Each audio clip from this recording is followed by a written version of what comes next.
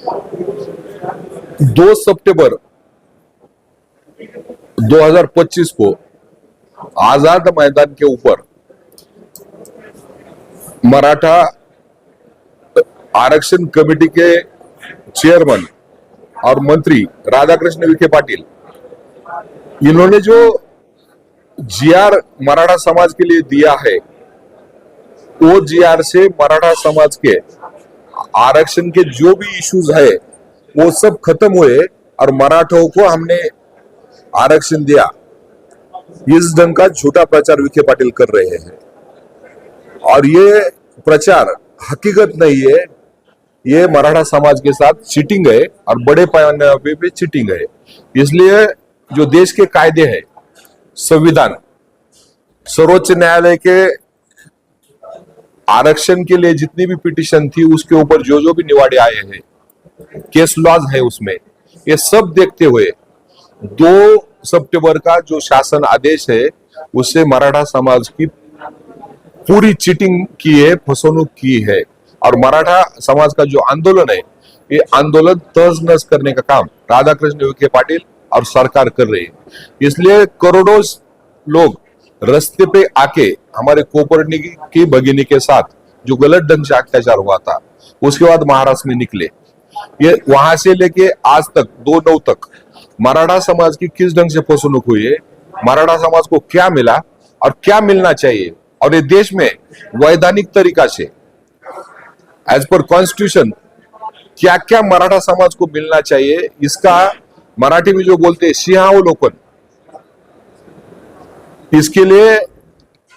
Invited लोगों की round table conference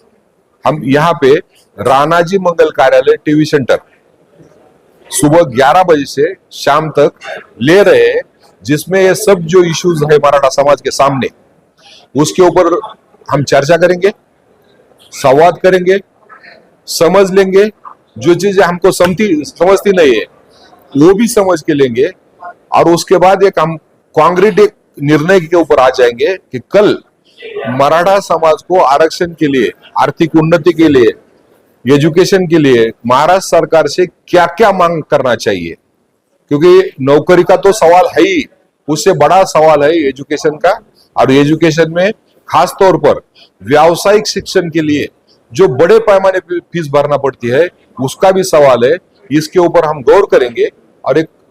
सरकार के पास क्या क्या डिमांड रखना है मराठा समाज की, यह हम शॉर्टलिस्ट करेंगे और उसके ऊपर मराठा समाज में आंदोलन करेंगे। और जो गलत आंदोलन की वजह से मराठा समाज को समझ में नहीं आ रहा है कि हकीकत क्या है, उसको समझाने का भी काम भविष्य में हम पूरे मराठवाड़े में करने वाले हैं। इसमें कौन लोग रहेंगे, इंटेलेक्चुअल रहेंगे या फिर कौन से लोग? इसमें जो लोग रहेंगे, सबसे पहले विधिज्ञ लोग रहेंगे जिनको कायदा समझता है। दूसरे रहेंगे पिटिशनर, जिन्होंने मराठा आरक्षण के लिए अलग अलग ढंग से पिटिशन किया है। उसके बाद मराठा समाज में काम करने वाले जितने भी संगठन है, सामाजिक संगठन, महाराष्ट्र में कम से कम 50 और 55 संगठन है, वो संगठन के जो प्रमुख पदाधिकारी है वो भी इसमें रहेंगे, याचिकाकर्ता है वो भी इसमें रहेंगे।